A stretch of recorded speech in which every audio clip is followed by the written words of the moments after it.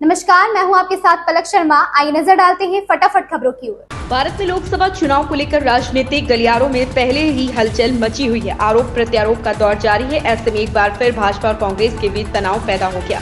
दरअसल पाकिस्तान के एक पूर्व मंत्री ने कांग्रेस नेता राहुल गांधी की सोशल मीडिया पर तारीफ की है। इस पोस्ट को लेकर भाजपा ने विपक्षी पार्टियों को आड़े हाथ ले लिया। प्रधानमंत्री नरेंद्र मोदी ने आज गुजरात के आनंद में चुनाव प्रचार किया। इस प्रचार के दौरान उन्होंने शास्त्री मैदान में एक रैली को भी संबोधित किया। रैली में उन्होंने कांग्रेस पर जमकर निशाना साधा। प्रधानमंत्री ने दावा किया कि पूरा देश आज विश्वास के साथ कह रहा है कि फिर एक बार मोदी सरकार। उन्होंने कांग्रेस के 60 वर्षों के कार्यकाल से भाजपा के 10 वर्षों के कार्यकाल की तुलना की। पीएम मोदी ने इस दौरान कांग्रेस की कार्यकाल को शासनकाल कहा। राष्ट्रवादी कांग्रेस पार्टी शरद चंद्र पवार प्रमुख शरद पवार ने प्रधानमंत्री नरेंद्र मोदी की आलोचना की। उन्होंने बताया कि पीएम मोदी के भाषण तथ्यों और वास्तविकता पर आधारित नहीं होते हैं। मीडिया से बात करते हुए उन्होंने कहा कि प्रधानमंत्री बुनियादी मुद्दों पर कभी बात नहीं करते। एनसीपी एसपी प्रमुख ने आरोप लगाते हुए कहा कि पीएम मोदी केवल जनता का ध्यान भटकाते हैं। महाराष्ट्र में लोकसभा चुनाव में महाविकास आघाड़ी और एनडीए के बीच सीधा मुकाबला है। दोनों ही गठबंधन दलों के नेता एक दूसरे पर निशाना साध रहे हैं। इस बीच बुधवार को शिवसेना यूबीटी के प्रमुख उद्धव ठाकरे ने कहा कि प्रधानमंत्री नरेंद्र मोदी ने महाराष्ट्र को धोखा दिया। उन्होंने पहले के चुनावों में प्रधानमंत्री मोदी के लिए वोट मांगने के लिए जनता से माफी भी मांगी।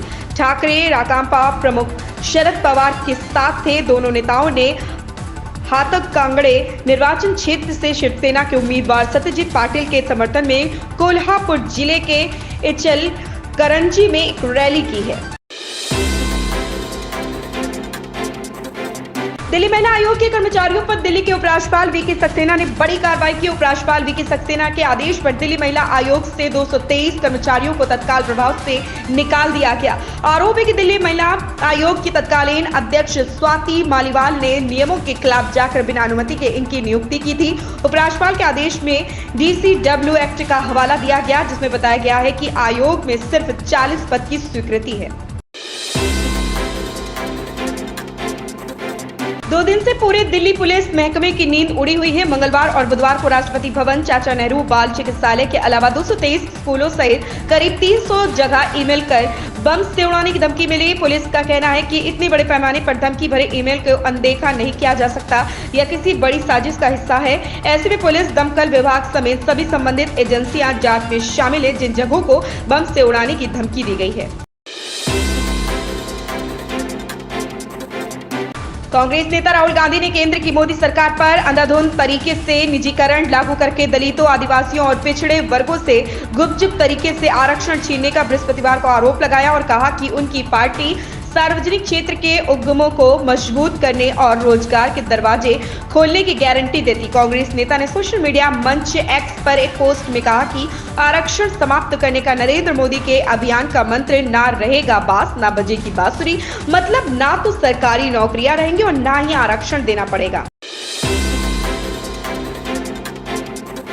उत्तर प्रदेश के मुख्यमंत्री योगी आदित्यनाथ ने कांग्रेस नेता राहुल गांधी को इटली जाने की सलाह दी। राहुल की आलोचना करते हुए योगी ने कहा कि जब भी देश कठिन समय का सामना करता है तो वह इटली भाग जाते हैं। सीएम योगी ने यह भी सुझाव किया कि राहुल गांधी को यहां चुनाव प्रचार नहीं करना चाहिए। महाराष्ट्र के सांगली में एक जनसभा को संबोधित करते हुए सीएम योगी ने कहा कि आपने राहुल गांधी को देखा है, जब भी देश पर कठिन समय आता है तो वह सबसे पहले देश छोड़कर भाग जाते हैं।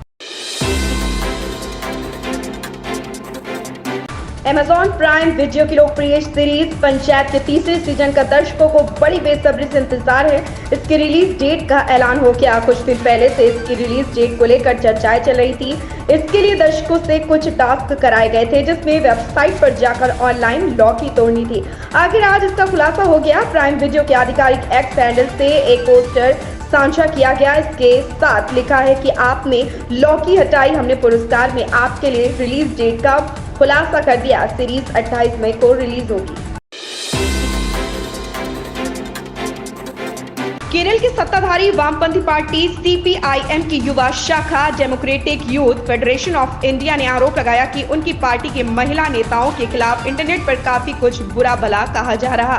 डीवाईएफआई ने कांग्रेस पार्टी पर इसका आरोप लगाया। डीवाईएफआई के नेता और राज्यसभा सांसद ए रहीम ने आरोप लगाया कि सीपीआईएम की वरिष्ठ नेता के शैलजा और तिरुवनंतपुरम की मेयर आर्या राजेंद्रन को सोशल मीडिया पर निशाना बनाया जा रहा है और उनके खिलाफ अभद्र टिप्पणियां भी की जा रही हैं। इन खबरों में बस इतना ही, बने रहें हमारे साथ।